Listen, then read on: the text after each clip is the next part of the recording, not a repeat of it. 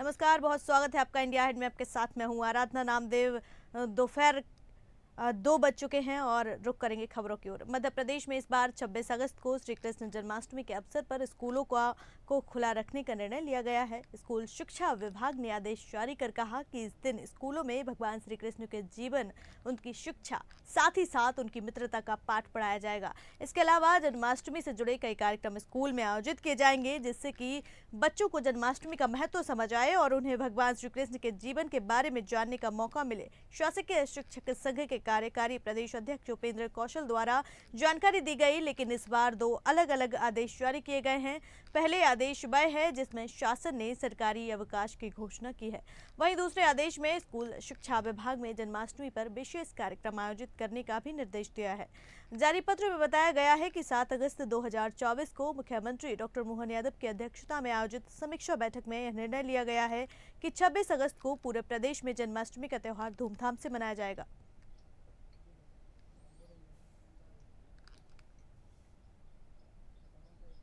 रुक करते अगली खबर की ओर, जहां दमोह के सुभाष कॉलोनी में प्रशासन दलबल के साथ पहुंचकर अतिक्रमण हटाया। यहां पर 3 मकानों को गिराया गया है। बताया जा रहा है कि नाले के ऊपर अतिक्रमण करने की वजह से बीते दिनों की बारिश के दौरान पूरे इलाके में जल भराव हो गया था। इसके बाद स्थानीय लोगों ने चक्का जाम किया था। प्रशासन ने 3 मकानों को चिन्हित किया और उनके नाले पर से हटाया। प्रशासन की माने तो इन मकानों से नाले से पानी निकलने में परेशानी हो रही थी। इस वजह से लगातार जल भराव की परिस्थितियां बन रही थी। इसीलिए अतिक्रमण मकान को गिरने से बारिश के पानी निकासी सरल हो जाएगी।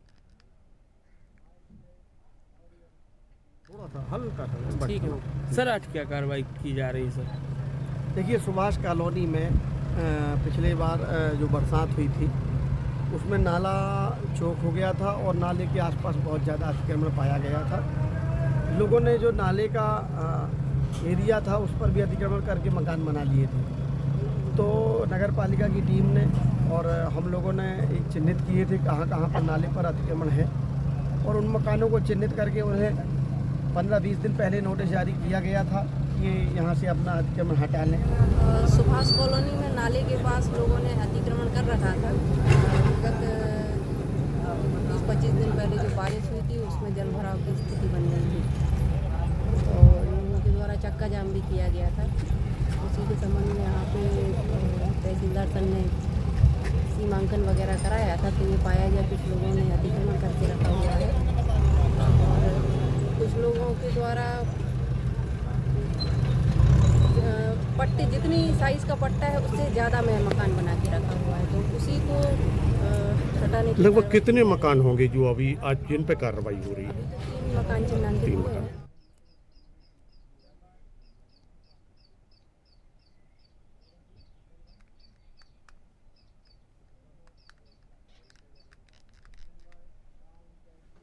रानी दुर्गावती अभ्यारण्य की निदान वाटरफॉल में दमोह के एक नजदीक गांव से मित्रों के साथ घूमने आए कि युवक का वाटरफॉल में तेज बहाव की चपेट में आ जाने के कारण नीचे खाई में जाकर गिर गया, जिसकी तलाश पुलिस और वन विभाग की संयुक्त टीम कर रही है। आश्रय उपाध्याय सिंहरामपुर रेंजर ने बताया कि युवक पानी में बहने की सूचना प्राप्त हुई।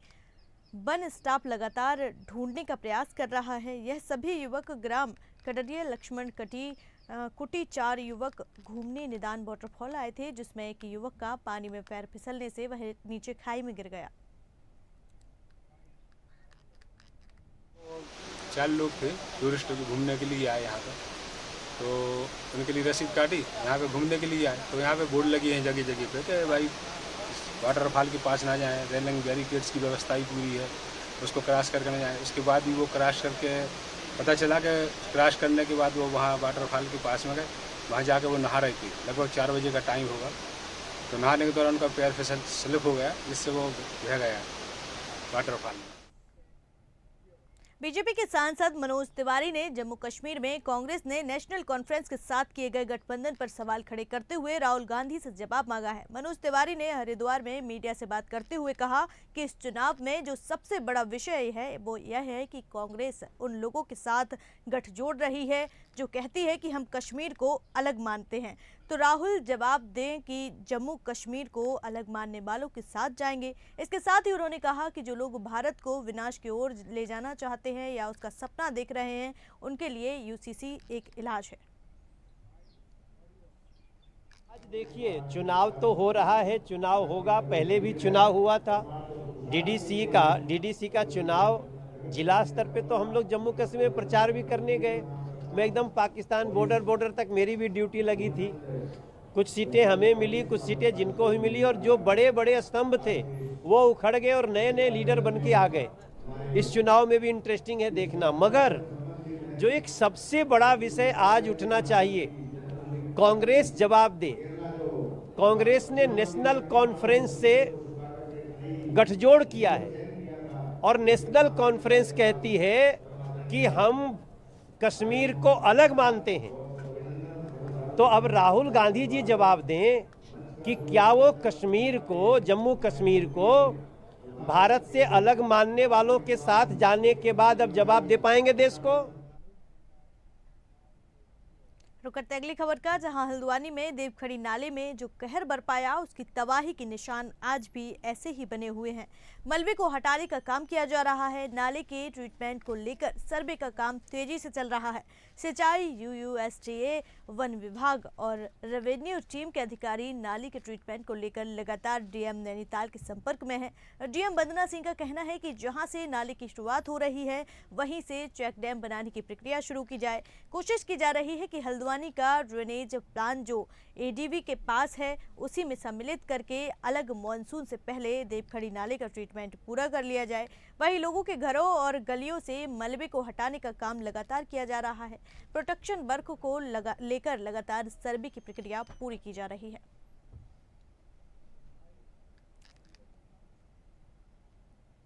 देवखड़ी नाले का जो प्रोटेक्शन का शुरू से लेकर जहाँ से ये नाले बरेला आम पानी नाला 3 नाले मिलते हैं, उसको हम लोगों ने अभी सर्वे कराया है यूयूएसडीए, सिंचाई विभाग, वन विभाग और रेवेन्यू की टीम के माध्यम से। तो उसका सर्वे कंप्लीट हो गया है। ऊपर से ही इसमें चेक डैम वगैरह लगाए जाएंगे और आगे जो नाले की दीवारें हैं उनकी स्ट्रेंथनिंग करने का, उसमें जो मलबा है उसको चैनलाइज करने का, ये सब जो कंपोनेंट हैं उसमें डीपीआर में हम लोग रखवा रहे हैं। और इसको हमारा प्रयास ये रहेगा कि एडीबी का जो प्रोजेक्ट हल्द्वानी के ड्रेनेज का है, उसी के अंतर्गत हम लोग सम्मिलित कराते हुए अगले बरसात के पहले हम इसको जो है कंप्लीट कराएं। केरल के राज्यपाल को हरिद्वार में एक बड़े संत के जन्मदिवस और उनके कॉलेज के दीक्षांत समारोह में मुख्य अतिथि के तौर पर शामिल हुए। उन्होंने नर्सिंग कॉलेज के दीक्षांत समारोह के साथ ही उनके अस्पताल के नए भवन का लोकार्पण भी किया। राज्यपाल मोहम्मद आरिफ ने विवेकानंद के जीवन के कई पहलुओं पर प्रकाश डालते हुए कहा है कि विभिन्न संघों, भौगोलिक परिस्थितियों, आश्रय केंद्रों और सामाजिक परिवेश में जितनी आस्था और परंपराएं हैं, वह सब परमात्मा को समझने और ग्रहण करने का सबसे सशक्त माध्यम है। उन्होंने कहा कि हर दिन जब आप नया ज्ञान अर्जन करते हैं तो आपके अंदर बदलाव आता है, जो व्यक्ति के जीवन को सफल बनाने में महत्वपूर्ण होता है। इसके साथ ही उन्होंने कहा कि मोहम्मद साहब ने भी कहा है कि अगर आपने कल से आज तक कोई ज्ञान अर्जन नहीं किया तो आपने अपना समय नष्ट कर दिया है।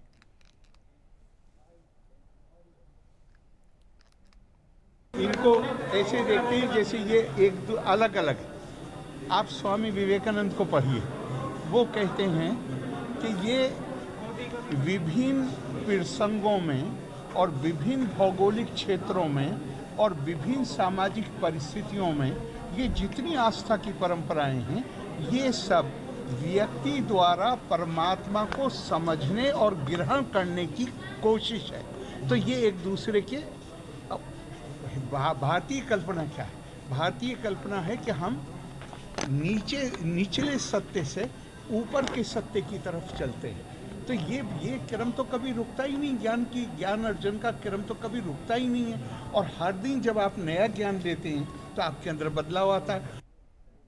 रुक करते हैं अगली खबर का, जहां भारतीय किसान यूनियन के राष्ट्रीय प्रवक्ता राकेश टिकैत शामली पहुंचे, जहां उन्होंने कलेक्ट्रेट पहुंचकर प्रशासनिक अधिकारियों और NHAI के अधिकारियों से मुलाकात करते हुए दिल्ली देहरादून इकोनॉमिक कॉरिडोर में गांव भज्जू में कट कर दिए जाने और किसानों का गन्ना भुगतान जल्द कराए जाने की मांग की है। इस दौरान राकेश टिकैत ने कहा कि सरकार और अधिकारी किसानों को बहकाने का काम करते हैं।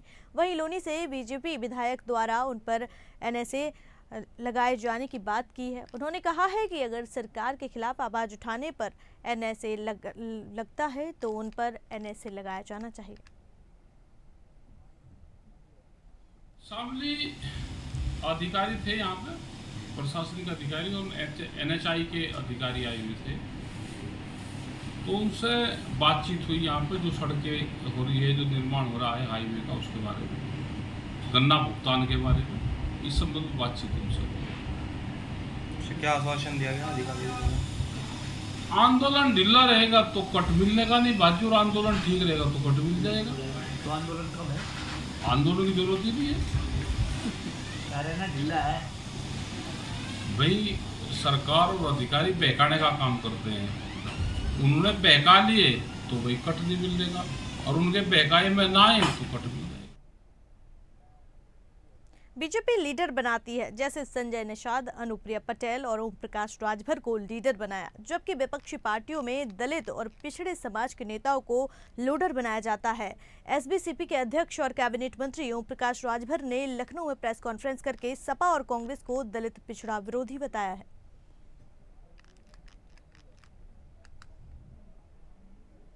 बीजेपी एक ऐसी पार्टी है, मुलायम सिंह को मुख्यमंत्री बनाने में सहयोग किया 89 में, याद होगा आप लोगों को। 89 में मुलायम सिंह यादव जी को मुख्यमंत्री बनाने का काम किया। बीजेपी ने मायावती जी को मुख्यमंत्री बनाने का काम किया। बीजेपी ने संजय निषाद जी को नेता बनाने का काम किया। बीजेपी ने अनुप्रिया पटेल जी को नेता बनाने का काम किया। बीजेपी ने ओम प्रकाश राजभर को नेता बनाने का काम किया। सपा बसपा कांग्रेस ने क्या किया? लोडर बनाया। यहाँ लीडर बन रहे हैं। जो मैं कहता हूँ वही होता है। बस इतना जानिए ना, हम आप रहे धरती पर तो देखिएगा, आपके सामने रिजल्ट आएगा। यूपी के बिजनौर में किसान एक्सप्रेस ट्रेन 2 भागों में बंट गई। टेक्निकल फॉल्ट की वजह से यह हादसा हुआ है। बिजनौर के स्योहारा रेलवे स्टेशन के पास यह हादसा हुआ है। किसी तरह बड़ा रेल हादसा होने से टल गया। किसान एक्सप्रेस ट्रेन में सवार सभी यात्री सुरक्षित हैं। पुलिस भर्ती परीक्षा के कई अभ्यर्थी यात्रियों को पुलिस ने रवाना किया। ट्रेन की AC बोगी टूटकर अलग हो गई थी। रेलवे विभाग के अफसर राहत कार्य में जुटे हुए हैं। रेलवे के अधिकारी हादसे के कारणों का पता भी लगा रहे हैं। किसान एक्सप्रेस ट्रेन फिरोजपुर से धनबाद जा रही थी। हादसे का शिकार हुई ट्रेन में कुल 22 डिब्बे लगे थे। इनमें 8 डिब्बे कट कर अलग हो गए थे। मौके पर पहुंचे अधिकारियों ने बताया कि इंजन से जुड़ा हिस्सा तो इंजन के साथ ही आगे निकल गया, लेकिन पीछे की 8 बोगियां रेलवे ट्रैक पर कुछ दूर तक दौड़ने के बाद रुक गईं। गनीमत रही कि इस हादसे के बाद भी ट्रेन के दोनों हिस्से सुरक्षित हैं।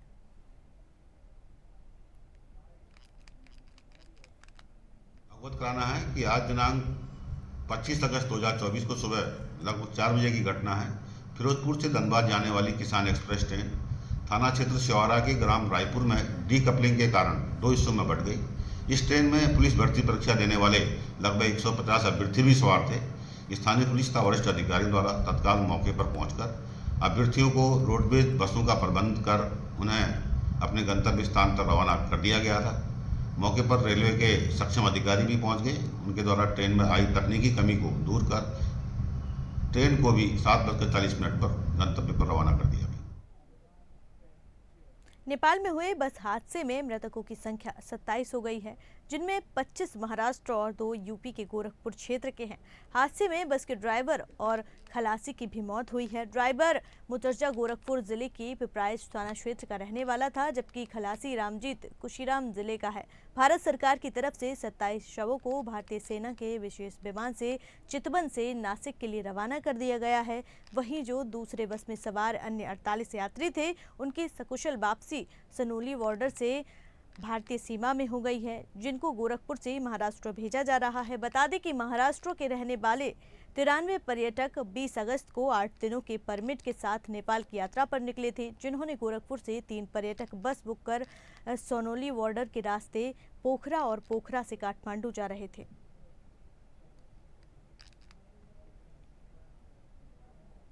रुक करते अगली खबर का, जहां उत्तर प्रदेश पुलिस भर्ती परीक्षा में एसटीएफ ने कार्रवाई करते हुए 17 लोगों को गिरफ्तार किया है।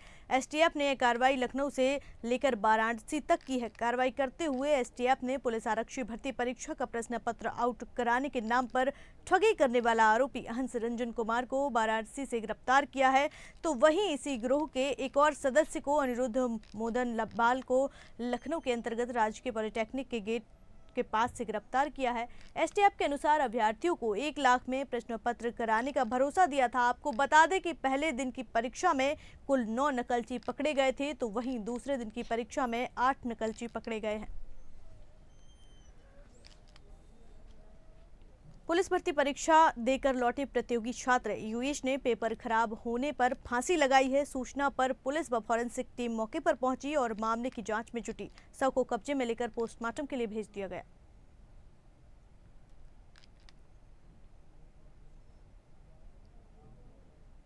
बुलंदशहर में प्रॉपर्टी डीलर की गोली लगकर मारकर हत्या कर दी गई है। वारदात के समय वह मॉर्निंग वॉक पर निकले थे। इस दौरान बाइक सवार 2 बदमाशों ने उन्हें पीछे से रोका, 5 राउंड फायरिंग की और फरार हो गए। उनकी पीठ पर 2 गोली लगी। मौके पर ही उन्होंने दम तोड़ दिया। उनका 50 करोड़ से ज्यादा सालाना टर्नओवर था। घटना गुलावटी रोड स्थित इदरीस कॉलोनी के पास की है। गोली की आवाज से इलाके में दहशत फैल गई है। वारदात के बाद बदमाश आराम से असलहा लहराते हुए फरार हो गया। घटना की सूचना मिलने के बाद पुलिस मौके पर पहुंची और शव को अस्पताल भेज घटनास्थल की पर ही जांच पड़ताल में जुट गई और फॉरेंसिक टीम ने मौके का मुआयना किया और सबूत जुटाए। पुलिस ने परिजनों की शिकायत पर मामला दर्ज कर लिया। हमलावरों की तलाश जारी है। शुरुआती जांच में रंजिश का मामला सामने आ रहा है, लेकिन पुलिस हर एंगल से जांच कर रही है। इस मामले में सीसीटीवी फुटेज खंगाली जा रही हैं और 4 टीमों को लगाया गया है। जल्द ही घटना का खुलासा किया जाएगा।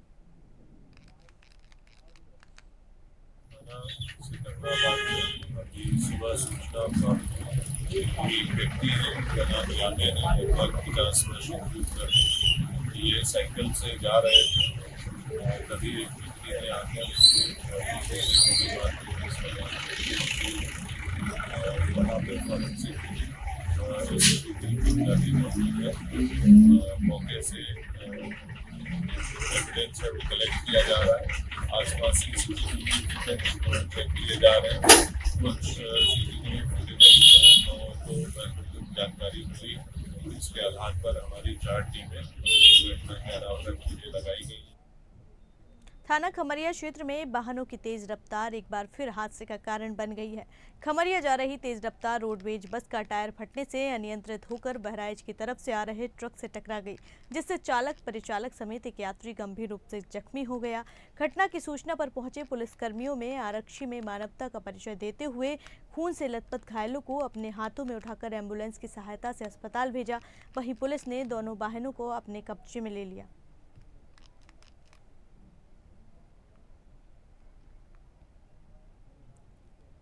मेरठ के तेजगढ़ी स्थित अजंता कॉलोनी में सहारा अस्पताल के डॉक्टरों की बड़ी लापरवाही सामने आई है, जहां डॉक्टर ने मरीज के पेट का 2 बार ऑपरेशन कर दिया। वहीं मरीज की हालत बिगड़ने पर परिजनों को बिना बताए मरीज को रेफर कर दिया। बताया जा रहा है कि मरीज को पेट संबंधित बीमारी के चलते अस्पताल में भर्ती किया गया था। डॉक्टर यशवीर देशवाल ने मरीज के पेट का गलत ऑपरेशन किया था। परिजनों की शिकायत पर चिकित्सक ने दोबारा से पेट का ऑपरेशन कर दिया। सहारा अस्पताल में चिकित्सा के अनुसार असुविधा नहीं थी और न ही कुशल नर्सिंग स्टाफ था। शिकायत करने पर परिजनों को अस्पताल प्रशासन ने धमकाया था। मेरा नाम सुदेश है और मेरा साला लगता है। वो एडमिट था, 7 तारीख को एडमिट किया गया था उसको, पर उसको क्या था कि उसका आंत फटी हुई थी, जिस वजह से हमने यहाँ पे एडमिट किया। 1 हफ्ते तक एडमिट ऑपरेशन हो गया, 1 हफ्ते तक ऑब्जर्वेशन में रखा हुआ। एक भी सिंगल विजिट डॉक्टर की नहीं हुई उसके बाद जिसने ऑपरेट किया था वो, और उसके बाद हमें डिस्चार्ज करा दिया गया। जब उसको दोबारा से प्रॉब्लम पड़ी तो हम लेके आए तो स्टाफ ने बिना डॉक्टर से कंसल्ट करे वो पाइप भी, ड्रेन पाइप जो होता है पेट का, वो भी हटा दिया।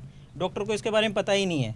बाद में गंदा वगैरह पानी उसके पेट में चला गया, जिस वजह से उसका दोबारा से ऑपरेट करने के लिए डॉक्टर ने बोला। कौन से डॉक्टर ने ऑपरेशन किया था? ये डॉक्टर देसराज, यशवीर देसराज जी हैं, जिन्होंने ऑपरेट करने के लिए बोला है। उत्तर प्रदेश में अवैध तरीके से खनन का खेल जारी है। ताजा मामला महोबा जिले के पनवाड़ी विकासखंड की खुटई पंचायत से सामने आया है, जहां ग्रामीणों ने ग्राम प्रधान और ठेकेदार पर अवैध खनन का आरोप लगाया है। वहीं ठेकेदार ने अवैध खनन कर 5 किलोमीटर लंबा रेलवे ट्रैक बनाया है, जिसके बाद ग्रामीणों ने उपजिलाधिकारी कुलपहाड़ को शिकायत पत्र भेजकर कार्रवाई की मांग की है। शिकायतें और वीडियो सामने आने के बाद भी खनिज विभाग आंखें बंद किए बैठा है। मेरे गांव में खनन हुआ है और जहाँ जहाँ खनन हुआ है मैं वहाँ की मिट्टी बता सकता हूँ कि यहाँ से खनन हुआ है। मनोज पटेल ने करवाया है और रेलवे को इन लोगों ने 50 लाख की मिट्टी बेची है। चीज़ वगैरह नहीं करवाई, इन्होंने कुछ नहीं करवाया।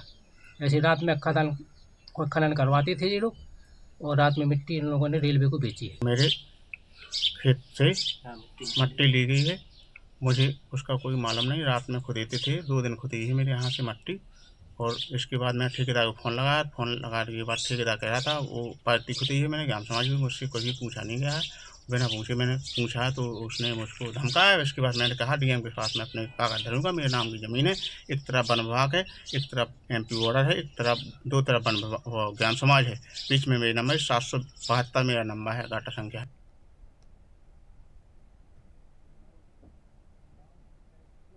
इस बुलेटिन में फिलहाल इतना ही। देश दुनिया की तमाम खबरें देखने के लिए देखते रहिए इंडिया अहेड। नमस्कार।